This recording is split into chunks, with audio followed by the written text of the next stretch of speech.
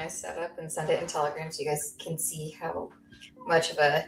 Emily, you had one job. What was that? I gave a whole ramble backstage before we sent it live. I was like, I'm going to say stand by, and then I'm going to send it big live, and that's the commencement of the podcast recording. And so I'm going to read you guys in, and then we're going to get to it. And like clockwork, as soon as it hit live, Emily's just like taking selfies like a mom at the zoo. Oh my word. Talking about all kinds of just... I know the rule is that we're not allowed to talk over each other. I just wanted to show you guys how ridiculous my setup is, because I thought you would get a kick out of it, but maybe I'll keep it to myself now. I would get a kick out of it if it didn't happen in the first 8 seconds of the podcast. I'm sorry, you have horrible timing. I can't fix that for you. Next time I'll give you more than a 10-minute warning. That was my fault. Anyway, what's up, everybody? It is the 3rd episode of Trust Issues. We are still working out a couple kinks, but I am thrilled as ever to be joined again by Lindsay and Emily, who are going to hang out with me for a little while, and we're going to talk about policy in all of its glory, and we're going to pick up a little bit from where we left off after episode 1, which was kind of digging into, what's the bumper sticker? Why the Genius Act is terrible. And then today I would like to preface a little bit of the Clarity Act, because, or as I'm now calling it, Franken-Clarity, because it's just being butchered in the Senate, and some not so cool stuff for DeFi has been kind of, I don't want to say shoehorned, because I don't really think that they're being super hush-hush about it. They just kind of don't like DeFi, and now we're getting some of that in there. So we're going to touch on that too, and maybe set the stage for a little bit more clarity and depth. We'll see how far we get. We'll see how much time we have. But for our listeners, Franken-Clarity incense is actually on my Christmas list. So if anybody would like to send that to me, I would love it. Correct. That would be an example of good crypto merch. I would buy that. Mm-hmm. You would buy it? I would never buy crypto merch. That's crazy. Well, okay, you know what I mean. Yeah. No. I'll take that back. Some of it. It has to be really good. Crypto merch, like airdrops, can only be free. I would say that that's usually the case, but I could be convinced to part with $1 or $2, maybe for like a Uniswap onesie, like a hot pink onesie. I'd probably pay a few bucks for that. Yeah, remember at was it at East Denver? They were all running around in like hot pink onesies. I don't remember if they had feet or not, but either way. Were they like skin tight, or were they like baggy? No, like pajamas. Oh, okay. Just like aggressively fluorescent pink. Classic. I'm a little fluorescent. I'm very fluorescent. Also, polka dot, just so we're all clear, rebranded today and got rid of the pink, and I think that's terrible. Wait, what? Yeah, awful, terrible choice. But that aside, should we actually talk about policy? Because lots of times we don't get to talking about policy in time. No, we're already 15 minutes deep. Like, let's go. Okay, so I'll get us started then, because we kind of left off with a tease of what we were going to start with today. And that was the beginnings of the conversation about, first of all, what is seniorage? And second of all, why are we talking about it with regards to Genius? And third of all, why is it that no one ever, I genuinely don't think I've ever seen a video about that, just about seniorage as a concept, or like a thing to be aware of, or like as a thing that could contribute to policy writing, because especially with stuff like Genius, it feels like it is. So Emily, I'm going to turn it over to you and let you give us a crash course on what the hell we're talking about. Yeah, so I guess just to catch us back up as fast as I can, the Genius Act enables financial institutions, not limited to banks, to generate stablecoins as long as they're backed by federal assets. But the thing is, the act of printing money is called seniorage. And seniorage has traditionally been a way to create a stream of revenue. And that's what we're about to discuss here, because that seniorage is really key to what's going on in the Genius Act and the type of loophole it's creating. Sounds good? Sounds good. Well, I mean, okay, so no, but so yes. We're on the same page. Okay, so to break down seniorage a little better, You can think of the US Mint making a dollar bill, a $1 bill, right? And a $1 bill costs the same amount of money as a $100 bill to make because it's still a piece of special fabricy paper with like special glittery stuff and layers and all the things that go in there, right? But no matter what, they cost about 14 cents to make. So when you make a $1 bill, you are having a net profit, I guess, of 86 cents because the dollar represents that value minus the operational cost or the manufacturing cost, which is like 14 cents. And it's the same thing for a $100 bill, except it's $99.86. And this is a really important concept to understand because it's not that the physical bill itself is what is the value, right? This is simply a piece of fancy paper. The value comes from the entity backing it. So, since this is crypto, we can say, for $1 backed by a government, it is the power of the government to ensure that that dollar is cashable. Right? That you can spend it, you can use it for debts, you can do all the things that you do with money. The value in crypto is similar. And I think Bitcoin is the easiest to understand because it's using the most resources to generate Bitcoins, right? So Bitcoin is also an active seigniorage, except that the value embedded in Bitcoin isn't merely speculative. It's that actual hardware was used and degraded, right? Depreciated, and actual energy was consumed, and the resulting product is Bitcoin. So that's also an active seigniorage. And I think the generation of any token on any blockchain is technically an active seigniorage. It's just what is guaranteeing the price of it. And in crypto, it comes down to effectively an AMM or an OTC trading desk, right? So it's either the automated market maker where there's a liquidity pool behind it, and that's where the value is coming from. That's the margin on the coin that you're able to make. And an OTC desk is just kind of using the set price that is agreed upon in order to make sure that they are able to maintain their margins and provide the operation, as well as the actual effort, right? Or going into like consuming it or having like these backup funds. So what the Genius Act enables is seigniorage from any financial institution where they're able to make their own dollars. I was going to say, I think it's important to highlight here because you made a comment that struck me earlier, which was every token being created or minted is technically seigniorage for the issuer, right? Whoever that is. And that's why I found it so interesting that I've never really come across this term before, because that's the way that most protocols are making money. You make the token and you hype it up and then you sell it for more than it costs you to make it and you make money. And the big thing with, I mean, we could get in, there's nuance. I wouldn't say most, but it's certainly a channel. I mean, but anyways, even like the most dirt cheap big crypto currently costs more than it costs someone to make. So any purchase, even at 99% down, is still a profit originally. Mm-hmm. Yeah. Of course, then they're out trading amongst the hands of people, not the original issuer anymore. But there's fees and all that good stuff. I just think this one is a bigger deal because we're talking specifically about already the perceived and inherent value of the dollar itself, not having to create something new, but being able to piggyback off of, like I said, already the inherent value of the dollar. They're just printing their own dollars now, and then they get to sell them. Right. And okay, so go ahead. Sorry, Lindsay's been trying to talk.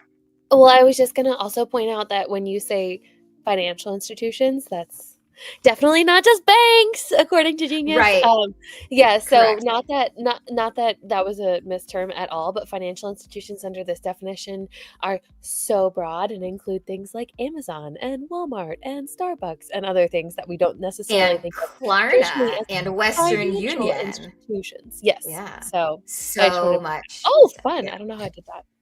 Woo. I think someone gifted it to you. I think that's That's one of the Apple reactions. There's like a bunch. Like if you hold up your thumb or you. Yeah, usually. Yeah, I don't know. They come at random times, but yeah, confetti. Yeah. Okay. So if you consider the framework of the Genius Act, it says that a stablecoin issuer is not allowed to pay interest on stablecoins. However, they are generating revenue as a result of interest, right? They've purchased these federally backed financial instruments. And for the most part, it's going to be T-bills just because that makes the most sense and is accessible to all participants. So short-term T-bills. So the act of seigniorage in this particular case is minting tokens at the value of $1, right? And then it's the profit that they're making on it is the rate of return on the bonds that they're purchasing in order to be able to create these dollars minus their operational costs. And I think the operational cost reported by like Circle for USDC was something like 0.5%. So let's just like use that number. So it's something like 4-ish% is where the overnight repo and like short-term T-bills is hovering right now. So they're making 3.5% on every dollar that they print. And while that is much less than 86%, the overhead is much easier for them. And in this interest rate compounds rapidly. So I think that is one of the most fascinating and looked over elements of the Genius Act. And traditionally, when seigniorage has been approved and legal, there's been a tax on the seigniorage because that money should be, I don't know if that's the right way to say it, but has been historically controlled by the Fed. And as a result of creating the ability for other financial institutions to partake in seigniorage, they're giving up that 3.5%. Yeah, which just seems like something that's going to cascade into problems. Okay. Well, my big question is, like, okay, so obviously we're thinking about crafting policy. Like, there's a lot of details that are hard. Do you think this is something that was intentionally overlooked? Do you think that, like, lobbying efforts, they kind of saw this as like sort of a loophole to like not have to pay the tax on the money that they're essentially printing as financial institutions? That's what I would initially think. But I also think, like, given that like no one has discussed this, I like have a genuine interest in knowing if you think this got like intentionally overlooked, or like if this is just the ripple effect of like having to craft policy around like, you know, applying old political ideas and instruments to like extremely new tools. I think it's largely got to do with the age of Congress and their technical and financial literacy. The people, right? The Fiscal Policy Committee. What are they officially called? Is that it? It's Financial Services Committee. Yeah. So like they are very well versed in money, and there's a lot of economists, right? They're very well versed in all the inner workings of institutional money and how it relates to the government and funding that, right? They are deeply comfortable with that. I think that, was it like the last time seigniorage was allowed was like somewhere in the aftermath of World War II, and they placed a tax on it, and it was ultimately revoked. We should maybe let's just like look it up. But yeah, like I think it happened so long ago that they kind of forgot that this is a concept for the most part. And I think that the lobbyists were kind of dancing around it, right? Because they wanted this passed, and there's so much pressure from a lot of these really large companies to get legislation passed that created clarity, right? Like they wanted to know what to do. They wanted to know what was going to get them in trouble. They want to know how to operate legally without doing like the border arbitrage, which is better. But if you're the big guy and you're the first one in the arena, then like you have a huge advantage. But I think it's like a combination of those things. And I also suspect that it had a lot to do with political favors and more Liberty Fi, but I don't know if this is going to alienate many people that are listening. However, it's something, it's a really, really relevant, really important point, especially if you follow the timeline. Well, I would agree. Like this is genuinely where I struggle with like Occam's razor versus conspiracy theories, though. Of like, is it the simplest? I know it feels. Is it the I simplest feel like a crazy explanation? person. Right? Is it the simplest explanation that like truly like this is a new technology with people who don't necessarily understand? And I will say like writing policy is hard. Like it's like you never know what you don't know, and like I mean, there's a reason why in economics like unintended consequences like are a whole economic principle. Like there's like you can't always plan for like every part of everything. And like I said, if you hadn't been like the first time I'd ever heard of it, and like I've read political analysis of the Genius Act since it came out, if this hadn't been the first time I'd ever heard of it, I would think like, oh, it's definitely intentional, it's definitely lobbying. Do I think that there's like some really smart lobbyists who looked at this bill and thought, this obscure thing that's never been a problem doesn't seem like it's going to be a problem here, and I'm going to keep my mouth shut about it? Probably. Do I think that the law was crafted with the intention of getting around this loophole? That's where I get a little bit murkier, because I can make a case either way. Okay, so tinfoil hats, everybody. This is important. Yeah. This thing Don't is lined let with them. tinfoil. Don't let them every day. hear us. It's not like we're broadcasting this anywhere. Okay, so World Liberty Financial is a business owned by a prominent member of society, and World Liberty Financial's core product is a stablecoin, right? Okay. Yes. The stablecoin. Let me just. I took notes on this earlier. Let me just make sure that I don't. Yeah, the timeline of launch for USD1 mince my words here. compared to the signage of the Genius Act is pretty hard to ignore. Okay, so let's see. World Liberty Fi launched USD1 as in a 1-to-1 ratio, 100% backed by short-term US government treasuries, all aligned with the Genius Act, right? But here's where it gets extra cute. It has a circulation. Okay. It has a circulation of $2 billion, and it's almost entirely held by Binance. And who is the founder of Binance? Alex? CZ. And who got pardoned in October? CZ. And what was CZ's crime? Looking the other way. Criminal money laundering. Yes. So, let's see. There was like an extra crazy thing about. Hang on, what was it? It was like the investment, the major investor. I want to know that Justin's son, who also owns about 100 million in supply, also got pardoned. Yes, also, they froze his wallets, which is so funny. It's so funny. Justin's son, my goodness, that's like the fragility of USDT centered around, and like true, right? Like centered around Justin's son is just one of the most bonkers things I've ever deep dove through. And like, he's going to be fine, y'all. He's going to be so fine. He's doing all right. He's fine. Okay. So very fascinating. The largest, where was it? Just while you find that. Yeah, Emily, go ahead.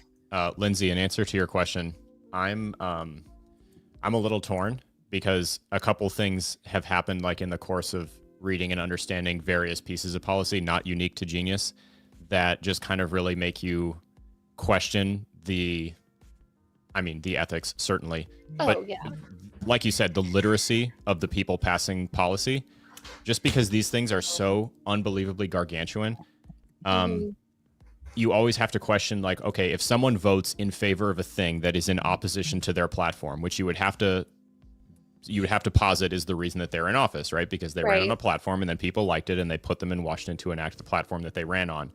So if I look at like myself as a theoretical voter in this hypothetical scenario where I'm electing someone to go to Congress because they are a progressive that is, decrying the big bank, central banking industry and how they're screwing the little guy. And I want to see policy enacted that fights that. Or at the very least, I want to see it introduced. And then I watch something like Genius get passed. I might think to myself like, oh, okay, well, a lot of progressives voted for this.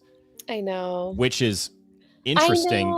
because it's completely antithetical to their entire purported platform. I think they were trying to throw a bone. I think they thought it looked safe. I think they tried to throw a bone and they accidentally threw a hand grenade. Yes. Yeah. I think that's absolutely true. But like this is okay, so this speaks to a broader point because the current Congress we have has been the least effective in history. They've passed 43 bills. Even the second most effective or the second least effective we've had in history was the previous Congress, and they had passed about 270 by this point. So like things just like are not moving, right? And so like I feel like genius, especially since we all waited for it for like 4 years and we were like, yay, stablecoin legislation, like this is going to do the things that we said. It's consumer protection, it's going to bring businesses back on shore. It was like sold as all these things. And like, I mean, we all know that everything is an ARB opportunity, but like the people who wrote it just ARB'd the shit out of it. Yeah. And like they were so smart about it. And so, like, that's where I'm like, okay, was seniorage like part of the thinking, or was that like a lucky ARB thing that just kind of happened? And honestly, No. I'm siding more towards luck. I really am, because I don't Really? think that.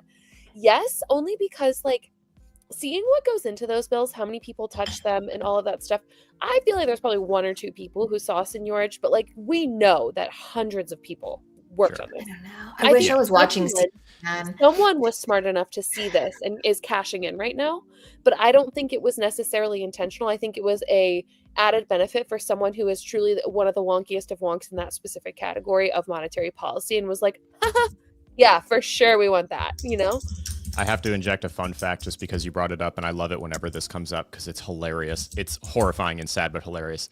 Oh, boy. Lindsay, how many laws did you just say this Congress has passed, making them the most ineffective? I believe it's 43, but it's in the 40s. What was the other number to the most about recent? 270 around this time. Do you know how many laws were passed under the 80th Congress, which is the one that earned the label the Do Nothing Congress? Oh God, it's probably like, it's got to be at least double the least effective.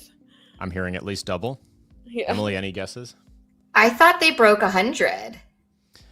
The famous Do Nothing Congress, labeled after having what everyone regarded as a completely ineffective term, was the 80th Congress, and they passed 906 laws. Yeah, I was going to say 1,000, but I was nervous. But yeah. Oh my God, my eyeballs. So look at where we are now.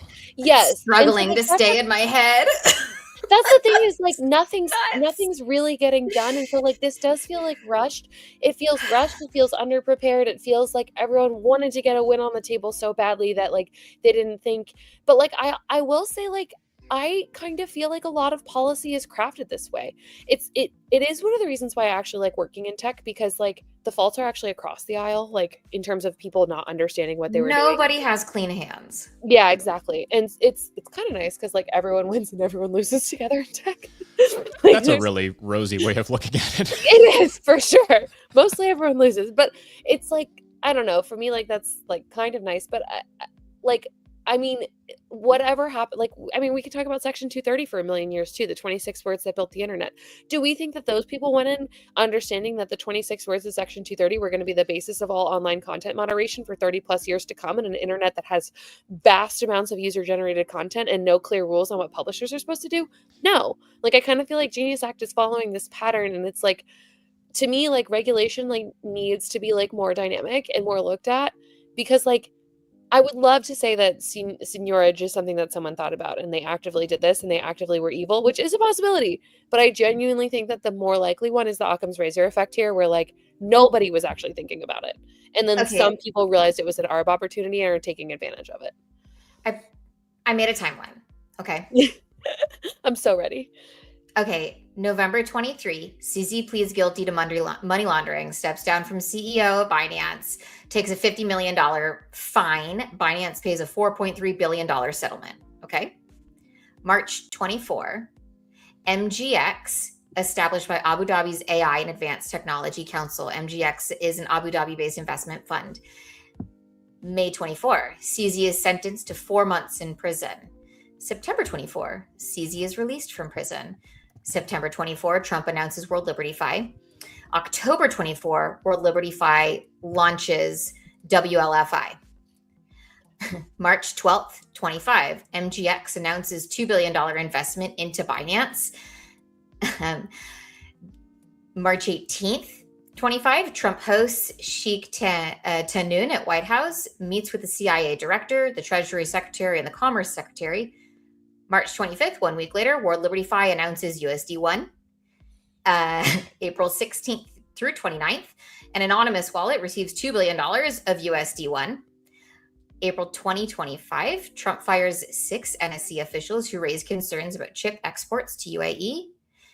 May 1st, 25, at token 2049, Zach Witkoff announces USD1 as the official stablecoin for MGX's Binance investment.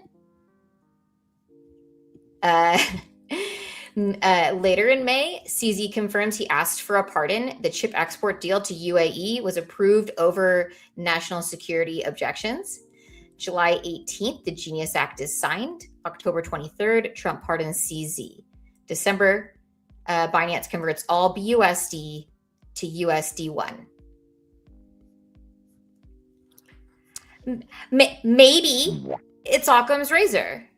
Maybe. Maybe. That's a lot of pieces. Maybe it just happened. Maybe it was on purpose.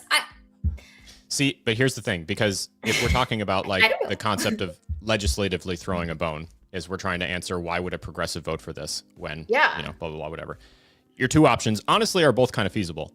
On one side, it could be that progressives are full of shit. Would not surprise me. Maybe there's some outliers, but in general, you know, these parties are relatively well aligned. They're much more aligned than people think. You know, allegedly, this is the most divided Congress we have ever seen, and yet they rammed this thing through like very quickly. So there's that. On the other side, though, it could just be, like you said, a short-sighted opportunity to try to seduce more voters ahead of the midterms, because crypto turned out to be a relatively impactful, you know, stump item in the last campaign round. Whether or not that's like largely because we are in an over-amplified echo chamber definitely contributed to it. But in general, it was a much bigger deal than people thought it would be.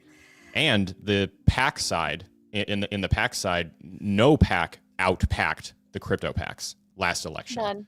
None, not a single one. And now one. we're getting a ballroom from them. I'm so excited. Well, allegedly. There's a lot of problems with the architecture over there. Go figure. It's like not working out well.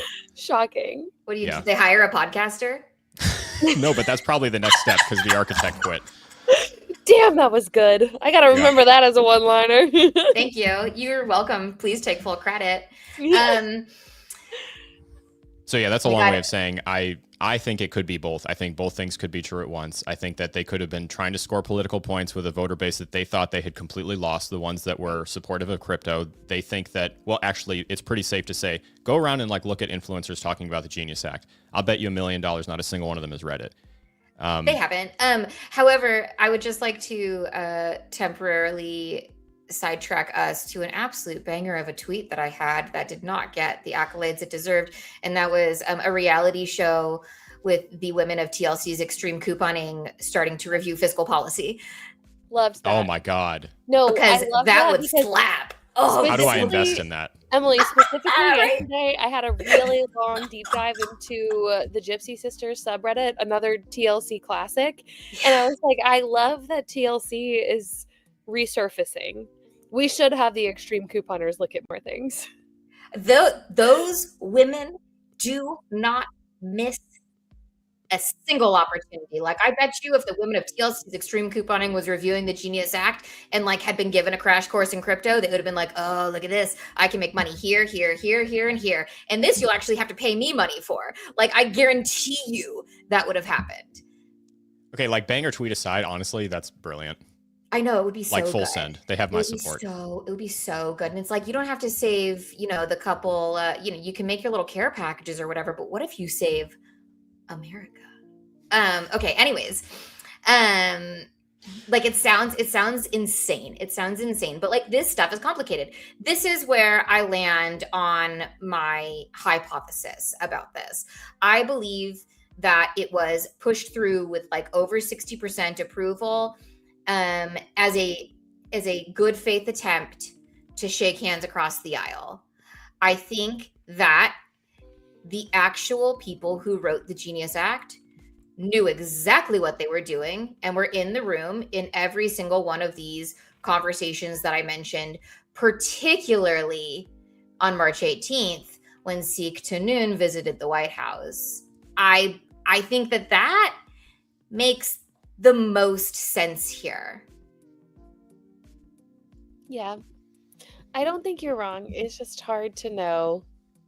Like, it is truly hard to know where the line is because everyone is both smarter and dumber than I expect them to be all the time. Right. I wonder.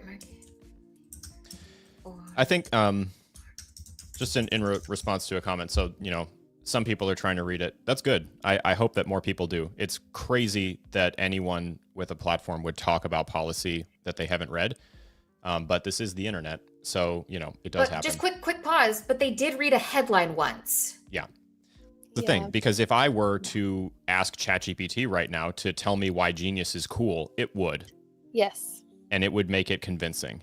And if you don't know legal babble, then it sounds compelling. But like you mentioned, Lindsay, like this shit is so dense. It's dense on purpose because it's also not here. Okay, this is what I'm saying. This is lined with tinfoil. It's not a coincidence that bills are written that way.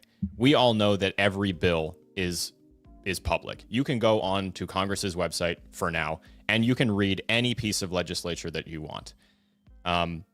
Because that's the case, they need to be written by cryptographers, making them as dense and as unreadable as humanly possible. Because all that they really need a bill for is to eventually, the next time it's in court, be able to point to one line that could be technically interpreted to their side. It's very rare that we get like cut and dry short policy. That doesn't really happen anymore. That's one of those things that I'm super in favor of that gets kicked around with bipartisan support that doesn't really ever go anywhere, is the idea of like limiting the subject of a bill to not have to cover 28 billion different things, but to be able to like take an issue and no. Oh, crazy. Yeah. It's like it's like the fucking sorry, that was with a G. It's like the Jito of law passing, right? They're like, we cram in 37 different things or you get nothing. And you're like, what? Why would you do that? Can we talk about the one thing? Why do we have to like negotiate completely unrelated things while we're negotiating the one thing? Like I can't believe we allow for that stuff. Okay, so anyways, I don't want to move too far away from this point until we kind of like wrap it up. Okay, so we have the Genius Act, we have the Act of Seigniorage, because they're printing money, but there's other ways to make money on stablecoins, right? Largely in that you are constantly arbitraging in order to maintain the peg, right? And one stable coin to another stable coin is also an arbitrage because the rates at which those tokens arbitrage is different. So it's literally just like free money on the table. You can trade whatever you want as long as your costs of doing the trading is higher than what your is lower than what you're making in the arbitrage effect, right? So like what we're effectively working with in this case is something more relatable to foreign exchange, where you're not making gigantic margins, but what you're doing is high frequency trading, right? And there's lots of tools out there that enable this to go on in crypto. One of the cool things about crypto is this is available to anybody smart enough with a computer. It's not limited by any means. The arbitrage is like where the opportunity actually lies. So if you think about other relationships that MGX has, you start to consider maybe other interactions that have gone on, such as Lunate, which is, let's see, how do I phrase this one? So Brevin Howard is a hedge fund with a crypto trading history, and they have about $10 billion locally running out of Abu Dhabi. And a lot of this money is coming in from New York and London, other places, and they're trying to build a new investment platform. And I bring this up because Sheikh Noon's investment largely controls this activity. So why would he make such a large investment in a company owned by the president that's launching a stablecoin if he wasn't creating an unbalanced, like what is the handshake trade going on? And I think, yet again, this comes down to who benefits. And I'm not trying to send us in like some crazy unhinged conspiracy theory direction. I just think that the circumstances of the bill and the literal outcomes of the bill make a really big mess, and it's just not transparent at all. Like, no, but here's the other problem with that is like you have very well and rightfully so detailed kind of the backdoor dealings of the president with the most powerful people in the world, right? And so like when we talk about seniorage, I'm like fascinated that you brought this up, by the way. I'm going to be thinking about this for a while. When we talk about seniorage, like thinking about it. Yeah. Well, part of the issue with it, obviously, like you said, is that taxpayers are the ones that wind up getting screwed over. Because now there's obviously a huge source of revenue that go to tax-funded programs that, isn't being collected and is just going straight back to these companies. Like very obvious, right? But then we're talking about like where that even tax revenue is going. And it's going right now to an administration in the government that can't pass laws, that's constantly doing backdoor deals, and that's like doing stuff on the side. So like, not in a bad way, but obviously like the ETH, and like I'm totally playing devil's advocate here because I believe this seniorage thing is a huge problem. But on the other side of that, is the fact that the promise of crypto is that it does exist outside of governments and all of these things. And so being able to issue outside of a government that we're literally walking through the corruption within the government, within the deals of the government as they deal with private businesses, like how do we balance those things, right? Like, because the way I'm seeing it is like no matter what, taxpayers are losing. They're either not getting the funding that they need because the thing that should be, seniorage should happen. There should be a main source of revenue for the government to fund public programs, or they're not getting the funding they need because the government actually distributing that money to public programs in a way that's effective and safe for citizens is not happening. And so like, not that I don't think that we shouldn't rip apart Genius Act, but I also am kind of like, well, does it matter? Like, so, okay.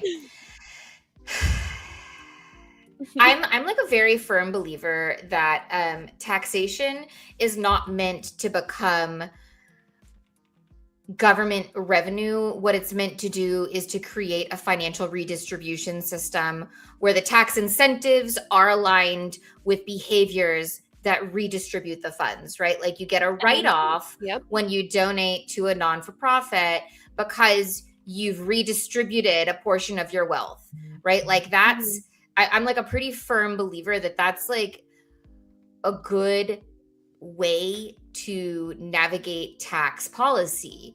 And tariffs are for profit for the government. But I think that I think that it's just been an acceleration of greed as a result of the growing chasm between what was once the middle class and is now kind of like the upper lower class and the upper class. And I think that people are doing whatever they can to jump across that gap. And I think it's not, our representatives are not safe from that. I think everybody sees opportunity. And like that's, I know, that's where we're at. And it's like dark. It's so dark and it's like so ghoulish. And all we had to do was slow it down a little bit. Whoever talked about Japan increasing the interest rates, like, please give me a break for a minute. Okay. Sweet Alex. Network. Yeah, I know. Thank you for bringing up. Wait, us. Alex, bring up that question again. Yeah. So I think that this is a good pivot point to answer because we can kind of talk about another avenue that all of this stuff is under attack by starting to preface a little bit of what's going on in the Senate right now with Franken-Clarity. I'm really proud of that. I'm going to keep saying it. I'm sorry. I thought you meant like Al Franken at first. No, but I did just watch the new Frankenstein, and it was a work of art. A little long, a little plotting, but like it was breathtaking. At any rate, Magic is asking, so what would be the next step for the quote unquote little guy to change, combat, or navigate the invasion of this space? I do truly, like, literally, not to be dramatic, but I do truly believe that it is an invasion. The difference is that we like open the door and beg them to come in, because we've been whining and wanting more attention as an industry for a very long time. And now the institutions are here. There was the thinking that like, oh, this was going to be it. This was going to save everything. Here they are. They're making a mess for us, not for themselves. What are you even supposed to do? And I think that it's worth pointing out that, like you said, Lindsay, it sounds like a funny bumper sticker, but like policy is hard. Congress is a tough place. Like, imagine. Can we make those? Like, the trust issues bumper sticker is just policy is hard. That is bumper sticker number 1 for sure. It is hard. But like, imagine for a second that you are the most junior of junior freshman Congress people getting elected. You just got elected to the House of Representatives. You're bright-eyed and bushy-tailed, and you're ready to go. Got this aggressive plan, and you were elected to do this and that and this, and you walk in and you're like, I want to propose, and someone's like, shut up and sit down. Yep. You have no hope. So like, just electing 1 or 2 representatives, you are fighting the most aggressively uphill battle of all time. So it's nice to sit here and say like, vote for better politicians. That's part of it, but it can't be the only thing. There's a lot. And I think one of the biggest things, like I'm always, this is the biggest place where my tinfoil hat comes into play. If I'm ever aggressively being told by a large group of anything that I shouldn't be doing X, Y, Z, I immediately want to know why not. And so right now, and this is not unique to the Trump administration, by the way, this has been happening for a very long time. Long before he was president, it's getting much worse now. We are habitually demonizing the learning of stuff. I know. Any stuff. What? It was Reagan. Sure. Anyways. Yeah. It's always Reagan. It's always Reagan. It's always Reagan, capitalism, or eugenics. Anyways. Ronald and Donald. That's yeah, Ronald and Donald. Oof. Anyways, keep going. But nothing was improved in this area, like underneath any of the Democrats in between then and now either. So like they, in my humble opinion, they share some blame here. We're constantly demonizing the idea of learning stuff. And the worst part about that is that it's being like largely touted by a group of people who are constantly whining about how more people need to think for themselves, while parroting what the big guy who says, don't go to school, it's not worth it, is telling them. Like, think about how insane that is in a world where like we're not doing well in school in general. We are listening to people who tell us school isn't important. That's crazy. So again, a very simple option to help with all of this from a personal standpoint is to opt out. There are vehicles that exist for you to opt out and do stuff. I mean, buying Bitcoin was the original opt out. You can still buy raw Bitcoin, and you could still totally find groups of people who are willing to sell you stuff for raw Bitcoin that you're peer-to-peer transferring. That absolutely exists. It's spread enough to you can do that. There are other cryptos where you can do it too. That's an option. It's getting harder. We're going to talk in a second about why Clarity is hurting that a little bit. But like, the problem with that is that it requires a tremendous amount of learning. And we are just not set up right now to have the attention span to sit down and learn something that takes a little while to explain. We don't have the ability to recognize nuance anymore. Literacy rates are dropping like a rock. And I don't just mean kids who are reading on average 10 grade levels below wherever they are, but I mean adults who are sitting here trying to like focus for long enough to read something that directly impacts them, and they don't have 5 minutes to get through it to read something that's kind of dense and boring without any flashing lights in it. Like, all of these things are what we're working against to try to learn how to combat this system. So that was a long ramble. I'll give it to you guys while I pull up some stuff about Clarity for us to get into. But I mean, any other thoughts on just fighting it in general? Because I mean, that's kind of the point of this show. That is. Mm-hmm. I mean, all of my ideas are like anarchy. But there's the bumper sticker number 2. But my actionable ideas come down almost exclusively to understanding exactly what the financial tools are. I think and what the accessible financial tools are right now. Okay, so I think home ownership is a huge point of leverage that has been demonized. You gotta be asking, why has it been demonized? People will say, I think a lot of the talking heads are gonna say something like, oh, the actual cost of a rental with the maintenance and the taxes and insurance, blah, blah, blah, over the lifetime of your home means that you could have put it in the, in the SPY index, and you or the S&P or whatever, and you would come out ahead. But what they're not considering there is that you're getting an amortized loan up front. And as your home is appreciating in value and you're earning equity on it, whether that's just from, curb appeal, extensions, maintenance, upgrades, whatever that is, that money is accessible to you. You no longer have to use traditional financial instruments coming in the form of expensive money through the banks, right? You can take a HELOC in order to finance your own education instead of taking a school loan. You can refi your house, and that refinance is going to help you along the way, especially if you live anywhere but California. Refi is not good if you live in California. But like all of these things this is the foundation of financial tools. And I think we got into this, and this is how we got to that book that I can't remember what it's called, and it should be on my desk, but it's in my living room because I'm reading it, that Lindsay wants us to read. But it's basically like America has the unique ability to create wealth through property ownership because of the power of our military reinforcing your rights as a homeowner. And that's why you pay property taxes. But regardless, the entire idea is to be leveraging financial tools that make a huge difference, right? Okay, so homeownership, I think, is the most logical one. However you can swing it in whatever shithole state it is, you need to live in there in order to actually leverage the tool itself. But that's a big one. But there's other things that happen. No person got wealthy with their paycheck, right? You need to not be spending your whole paycheck. And I think that there's a lot of peer pressure for consumerism and lifestyle shit where it's like, oh, if you just pretend that you live this lifestyle, then you can afford it. Go get your truck with an 8-year loan with $1,500 a month payments. Who cares if it prevents you from whatevering? That doesn't make any sense. Don't do that. Understand where you are in relative in the entire spectrum of wealth, right? That's not for you. Those things are not for you. You're down here. You're in very used car territory where you need to learn how to do basic repairs. These things are different, and you need to let your ego go. You need to put that stuff aside, right? Is this a diet of rice and beans? That sucks. I don't know, but it's not forever because you're using that money to create long-term wealth for yourself, to leverage these financial tools. And the wage gap is growing, right? You are just an employee of the planet Earth for the wealthy people out there.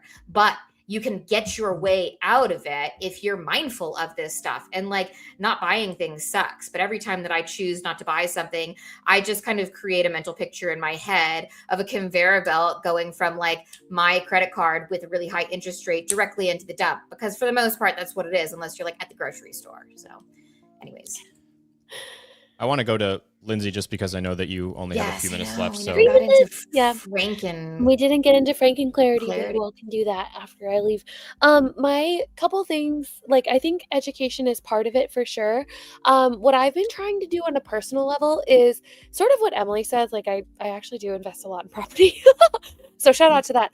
But the second part of that is spending my time looking for things that are actually built as public goods with builders that I can believe in. And so I've shilled it before. I'm going to shill it again. Blend protocol is one of the best yield-bearing protocols that's out there. It earns between 9 and 25%, averages around 12 to 15. And it is the way that I'm able to make my money grow. And it's built entirely as a public good. Kind of has its ups and downs with that, actually, just because when there's no monetary incentive to continue building out a product, sometimes things like UX and stuff can be a little bit harder to use at times. But this is an open source protocol built by some of these people that I just absolutely trust. And so I think finding the projects where it's people who continue the cypherpunk mission, who have the same core values as you. It sounds so dumb, to be oh yeah, put your money where your core values are. That's not financial advice I ever thought I'd be giving. But in a world where you can spin up a company that has an entire marketing strategy and is a vibe coded product in 5 minutes, actually knowing the people behind whatever you're using is becoming increasingly important. And when you're talking about fighting against kind of big banks or big institutions, big governments, whatever, going and finding the smaller projects that you can really believe in that also show longevity, promise, and have backing. I'm not suggesting going and gambling on stuff is really important. This protocol, for example, is also non-custodial, so I can pull my money out at any time, and I'm never going to lose the gains. So all those protections are built in place, and I get to support a project that I genuinely believe in.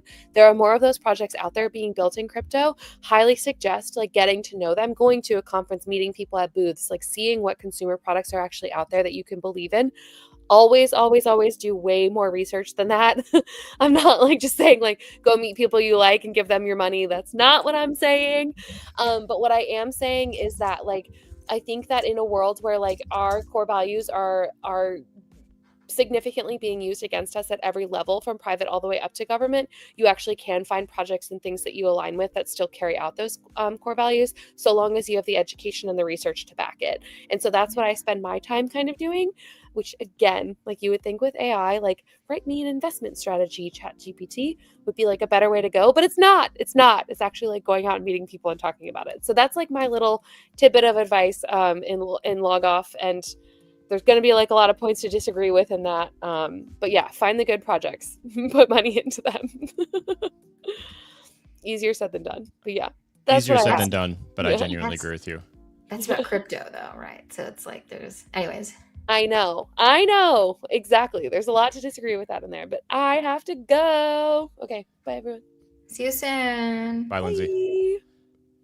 I think though it is important to keep that in the picture though, Emily, like as we talk about, like it's easy to get a little bit jaded about this because of the repeated like abuse of it as a thing, but there's a reason that it's got this much attention, because the solutions to the things that we are talking about quite literally live within the tech that we are talking about being used to exacerbate the problem we're trying to solve, which is a problem. Okay, so like I know I sounded like I was joking when I said the solution is anarchy. But it kind of is. Okay, and let me explain myself. Is organized anarchy a paradox that we're about to get into the weeds with? Okay, so is decentralization organized? It's self-organized. Yes, that's the idea. Right, and like I think self-organized is aligned, right? I think it's running, it's going down the same stream. Okay, but like it seems every day we're pushing more and more towards a borderless world, because the people who have taken advantage of the arbitrage across borders have gotten what they could out of it, which means that opportunity is gone and the next opportunity is to merge it all together. And that is a really difficult thing to, I think, wrap someone's head around, especially when it comes to like national pride and like, your cultural heritage, right? It feels like someone is kicking you out of your house and telling you that like everything that you've ever lived in your entire experience is irrelevant and doesn't matter. And at the same time, we have, the richest person on the planet trying to colonize a different planet. So like, I think these are concepts that people have already adopted, especially the wealthiest, and they're just kind of like watching everybody toil until we catch up.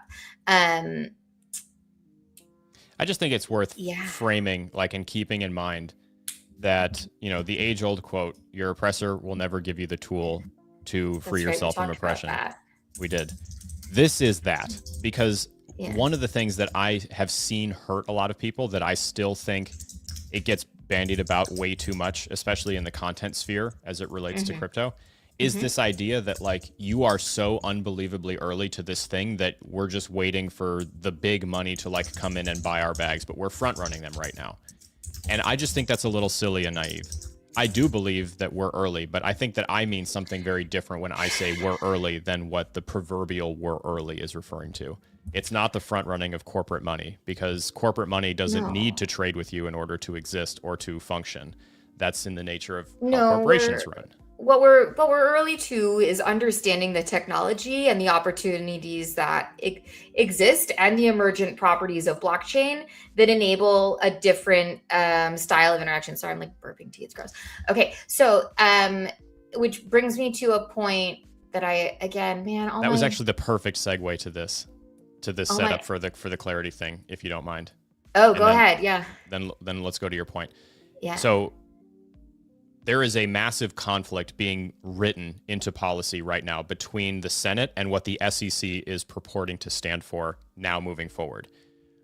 Recently, we had Commissioner Hester Peirce on the show, and she was talking to us about the innovation exemption that the SEC is trying to adhere to moving forward with regards to crypto and blockchain progressing. And unfortunately, the reason that I asked her for more specifics about that was because Clarity, as it's being rewritten, is flying in direct opposition to that exact idea. And so you're going to have this scenario wherein if Clarity passes, let's just say that it passes in its current form. I know that, for the record, everyone said it was going to get passed before the end of the year, and the Senate just punted it to next year. So who's to say I told you so? I But mean, I they told took you a so. vacation, so. I know, and they've had a really hard year, so they need it. But if Clarity gets passed in the current state that it's in right now in the Senate, and there's plenty of time for this to change before that, and it's starting to get a little bit of attention, so I imagine that the crypto lobby is going to come out against it, maybe, unless it's been too infected by corporate money. But where the SEC's desire to allow innovation to thrive is going to be run headfirst into some of the things being laid out by people like Elizabeth Warren as it relates to Clarity, which is pretty much just trying to implement a couple little rules. You guys might remember this from the whole brokerage term debate from a couple years ago. That's like an example of a piece of this. It basically just implements a couple of little tiny tidbit things that sound really innocuous and innocent by themselves and might honestly also sound kind of good until you realize that no truly decentralized protocol can adhere to these and still exist without becoming centralized. So effectively, a couple little tidbit things end up neutering the entire DeFi space. And that is what Clarity is designed, or is becoming more designed to do. Again, CBDC? It has to go through the House. It has to go back to, it has to go through the Senate. It has to go back to the House, and then all that stuff. So there's that. The CBD thing is a separate issue, because I still maintain that we have one now. Yeah, totally. And we have for 50 years, but yeah, it is what it is.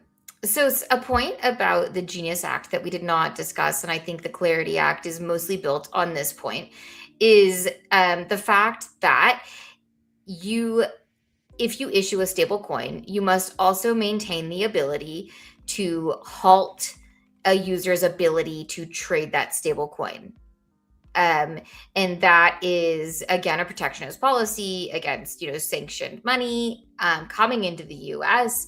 But the idea is they need to force the ability to control the money, even if it's in someone else's hands. And this is irrespective of, being in a centralized exchange or, self-custody wallet. It's literally the ability to halt that money from being able to move in any way. And I think that is not been discussed as a part of the Genius Act. And that is something that we see a lot of on L2s, right? That's definitely a thing that happens on L2s because those are centralized. But it's not the type of thing that we expect to happen on an L1 or a token traded on an L1. And I think that alone creates some problems. And I think that switch that must be present in every stablecoin that's issued is what is going to create a tremendous financial crisis when these stablecoins become illiquid because of the Fed's inability to control the interest rate and the over-purchasing of these T-bills, driving the interest rates down while inflation is full steam ahead. That break makes these T-bills illiquid, which therefore makes the stable coins illiquid. And if those stable coins are liquid and somebody would like to exit the stable coin in order to protect their personal finances, the possibility exists that they will be locked down to prevent what's effectively a bank run, except that it's a bank run on money that's worth nothing. You're just trying to get out there and save yourself before you're forced to go to zero. And banks have the ability to take your deposits and to convert them into digitized tokens represented in these stable coins. And there's nothing to protect you. And that is absolutely insane to me. Like, that's the real ghoulish part of the Genius Act, is that all of the pieces, when in motion together, create a tremendous loss of wealth for the American people. And that's it. And it's terrifying. And I think that people haven't thought to the end. Definitely not. I mean, it's in the nature of things that get built in a society focused on hypercapitalism, where the number one priority is to increase margin. And that means that the things that suffer are usually the quality of the thing and the experience of the person using the thing. Has anyone seen those videos? I get them all the time. I think they're just wild to watch, where it's like a home inspector doing a post-construction inspection on a house, where he says like, hey, this is an $800,000 new build, and he's just showing you how jank it is. And then every now and then you get to see like a comparison between like a guy who's built houses for the last 60 years talking about, you know, the difference between building a house 60 years ago and building one now. Like the house that I live in right now was built in 1948. The one that I just moved out of was built in 2008.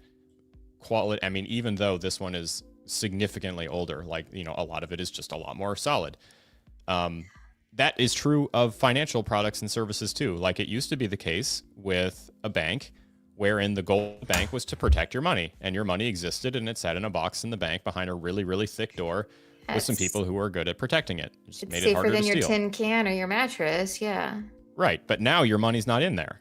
Now it's being, the second you put it in there, it's immediately taken and spread around while they charge a crazy interest rate for all sorts of stuff. So they're looping, for the record. It's really Like complicated. Yeah. it's that exact idea, the idea that we don't make them like they used to, right? That old talking point. It's true for financial stuff too. Okay, so it very much is. And I was, you know, again, tweeting into the void about this morning. I'm beginning to think that the main reason that we're doing this show is so that you can just bring up all of the bangers that didn't get enough love on your Twitter. I like lose 100 followers a month. Anyways, okay, so I maintain. I am the stablecoin.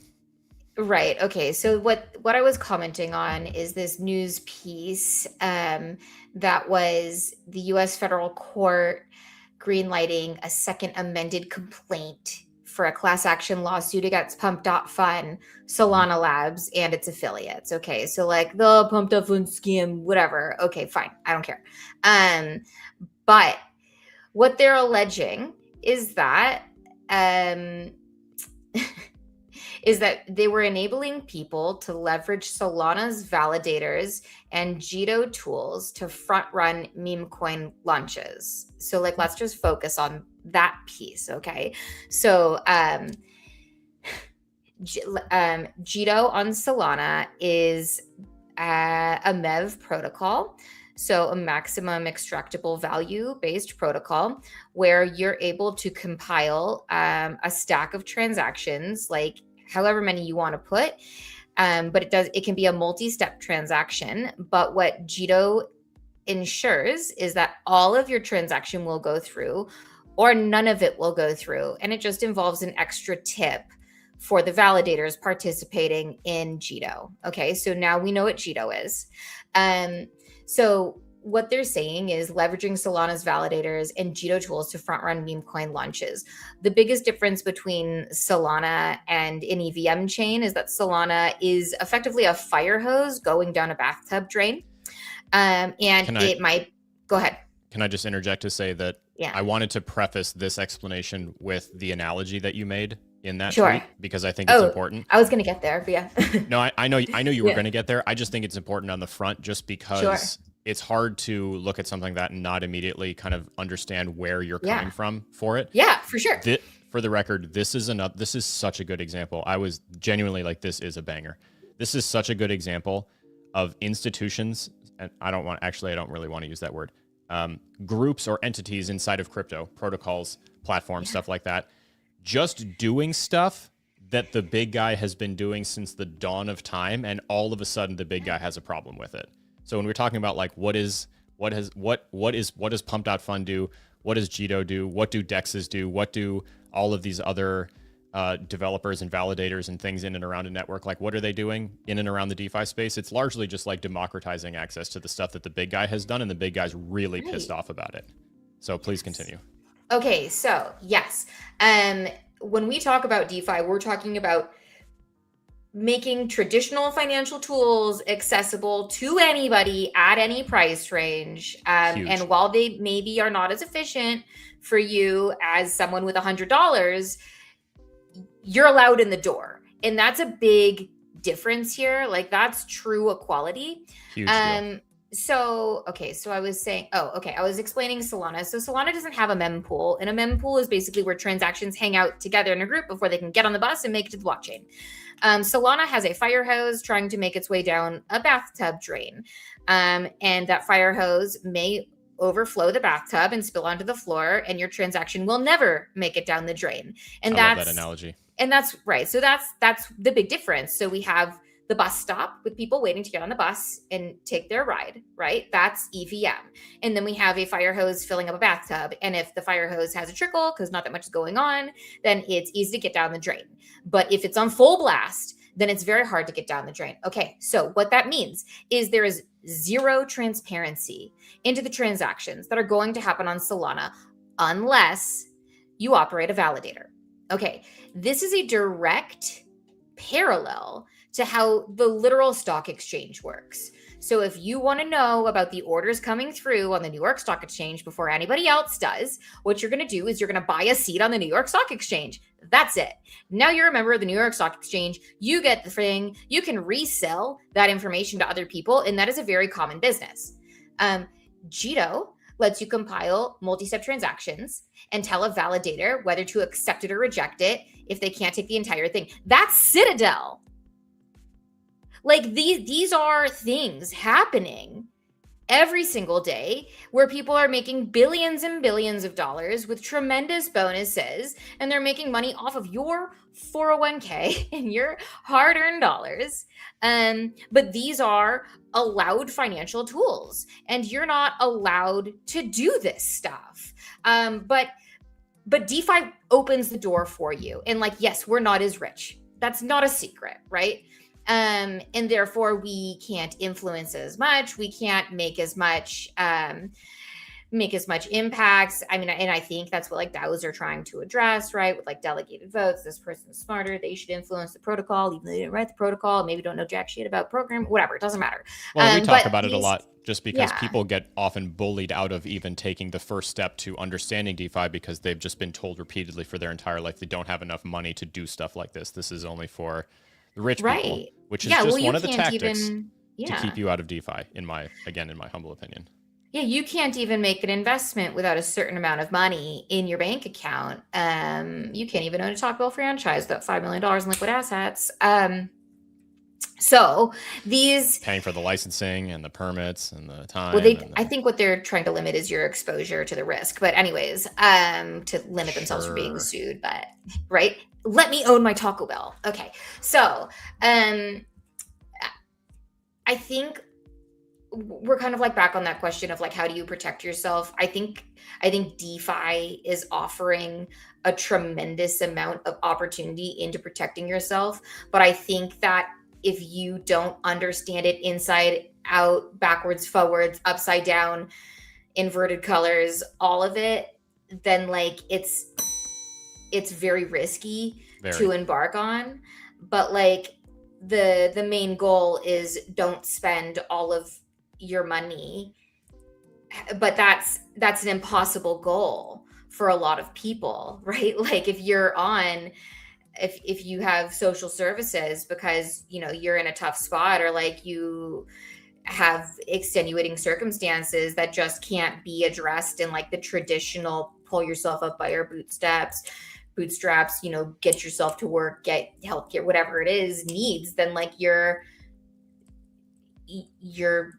SOL. Like it's like really hard to come to terms with. And I hope that someday there's another way to get through it. But like, I don't know, every little step that people take is just like rained down on them with predatory practices. And I think the overconsumption has a lot to do with it. Like, I don't know if I can like turn and show this. Maybe I will. But like, I think that taking a step back and realizing, you know, how full your closet is, how much stuff is in your house, in your kitchen. Like, I'm not saying get rid of it. I'm not saying stop buying things, stop your hobbies, whatever that is, but like just be a little more mindful of how much lower quality the stuff is that you've been buying versus the amount of money that's being pocketed, because the inputs are getting cheaper with quality and amount, as well as the people that are being paid significantly less than they were. And it's all rolling up to the top. Like every time you buy something, that happens, and it's so distressing. Anyways, I think that's really well said. I think that, again, it kind of, I would harken back to the idea that we cannot continue to demonize the idea of learning stuff. We need to embrace the ability for people to like sit down and learn a thing. And honestly, that's one of the things that's why I'm here, because I know that sucks. I know that you know how long I've been trying to get through the entirety of the Genius Act? It's mind-numbingly awful. But like I have a desire to understand the full scope of like how I'm being screwed, because I don't believe in going quietly into that good night, I guess. But a lot of it, education is key. You have to learn, because like you said, if you don't, then you won't understand the risk. And even though I would say that a lot of the risk in the DeFi space is worth taking if you are understanding of how it works and what that risk is specifically, if you are unaware, then you're just going to get hosed.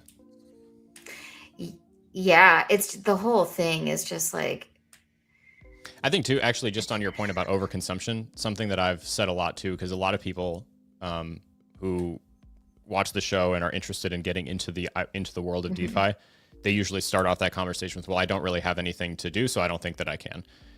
And I know for a fact that all of us are overspending in some capacity, and you have more options than you think. I was just listening to an interesting piece this morning about the predatory nature of incremental rate hikes for car insurance, because people just the companies just know that you probably will not make the undertaking to switch companies. And so they can get away with just like creeping these things up over time, knowing that you're going to not do it.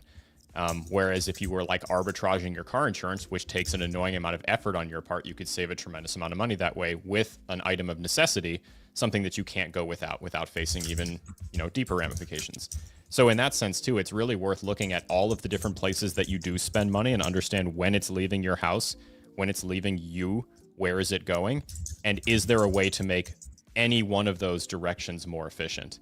Because then finding efficiency increases in any of those things will allow you to divert more of that somewhere that it matters, somewhere like the world of decentralized, democratized finance, where you can put it to work for you and start to climb up that really, really tall chair leg to sit at the table. Yeah, so you can consume more comfortably. So I know you're being funny, but like, I agree. It's true. And like, I'm not like anti-consumption. I'm just saying, like, if you feel that you are struggling, you must take stock of where you stand in the line of the things that are accessible to you or not.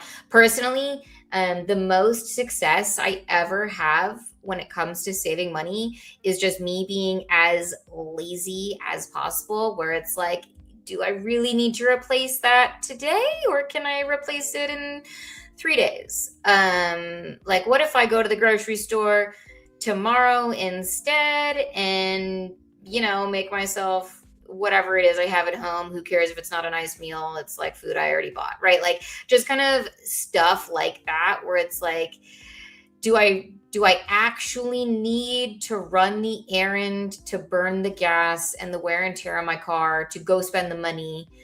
Or could I not run the errand? And then this one makes me really angry, and I hate it because I'm like a big fan of having local businesses that I can patron. And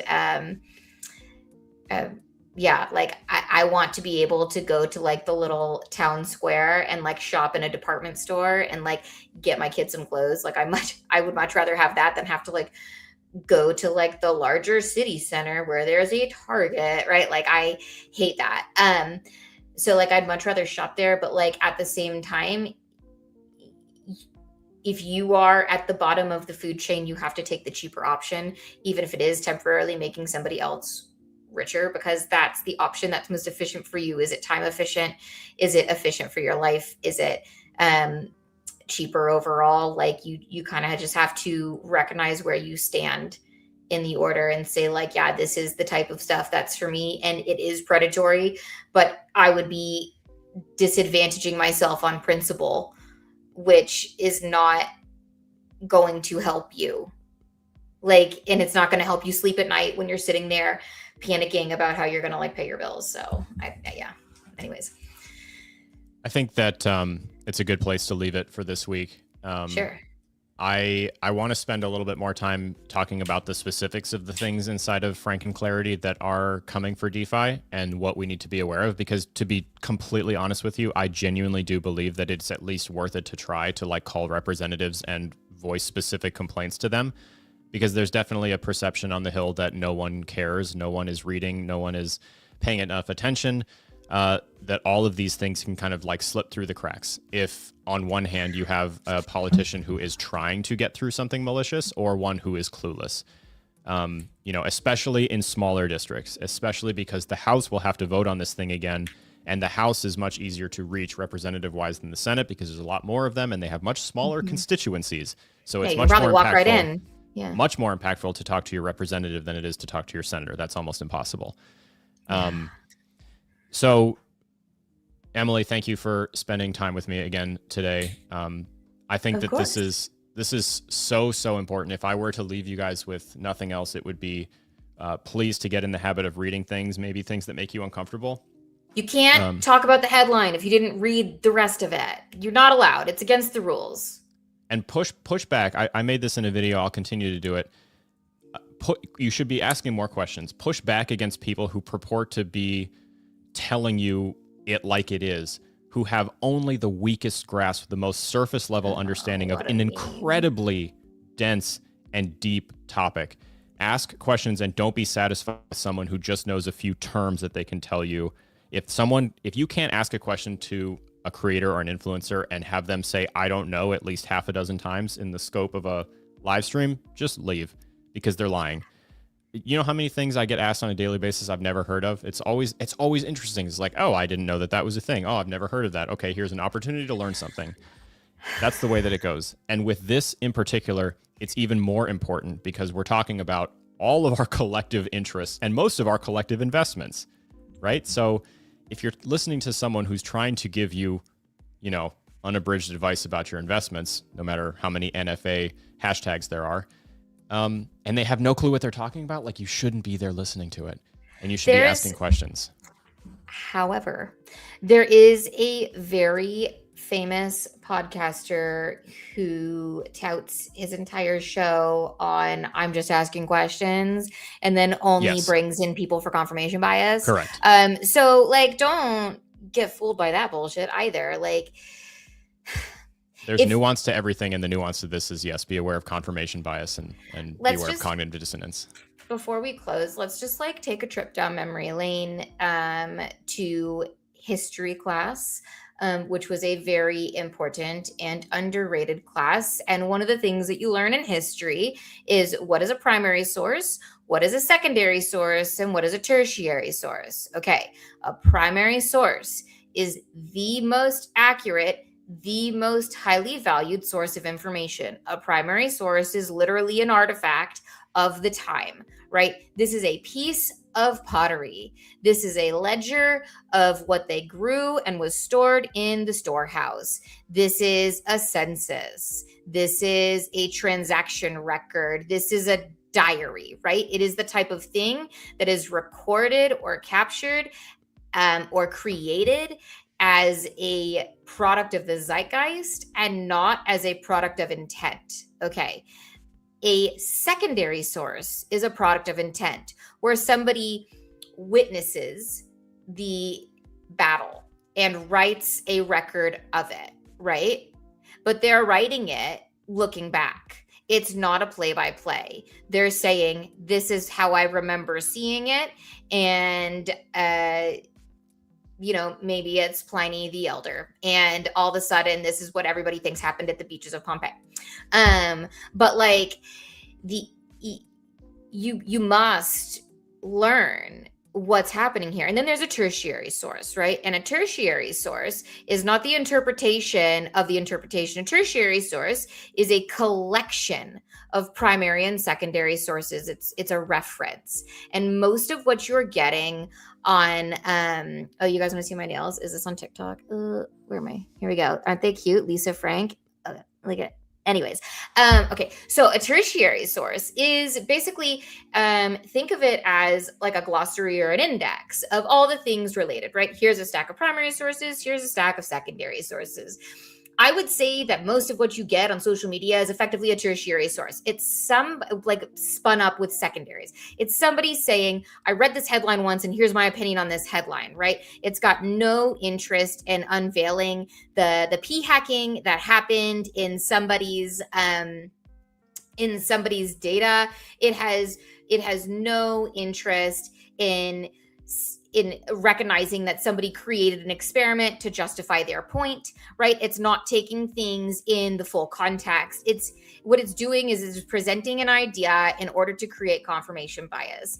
And I think that is what we're all victims of currently. And I think that AI is encouraging it at a rapid pace because all of these social media platforms are selling all of their data to AI, where AI isn't being trained on things like news stories, right? And like actual methodology and like teaching programs and like stuff that has happened before. It's being trained on opinions presented as fact. And I think it's going to play a big part in our downfall. There's a really interesting channel. I would love to talk to this woman at some point because I get the sense that she's also brilliant. She is a staunch opponent to cryptocurrency. She's a software engineer who talks a lot about, honestly, a lot of the same things that we talk about. But there's a disconnect there between the like publicly accepted optic that is crypto and then like what people like us might be trying to do here, trying. And so I've always thought it would be really interesting to talk to her.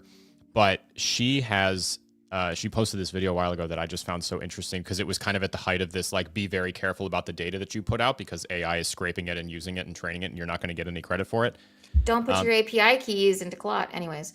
But then she also just made the point that like that's really dangerous for like if we're living in a very divided world wherein maybe one half of some kind of a spectrum is into the whole AI thing and doesn't care and the other half is very opposed to it. Guess who's not going to be represented in all of the results that everyone is now using collectively to try to get information out of these AI protocols?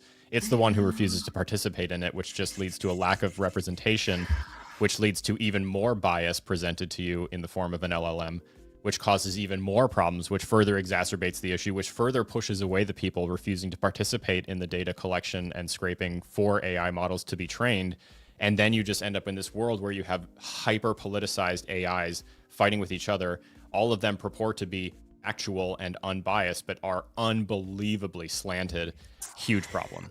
Grok was funnier when it was a neoliberal wine mom. And I think that the most common anecdote to repeat is people being like, no, now we're heading down the path of idiocracy, right? That like pretty funny movie that seems to be very foretelling, except that I don't think we're on idiocracy. I think we're more on like H.G. Wells' Time Machine, which is way worse. Great book. Way worse. Right. Yeah. Okay. We should wrap it because I'm sure you've got another show. I do have another show. It is in 2.5 hours. Cool.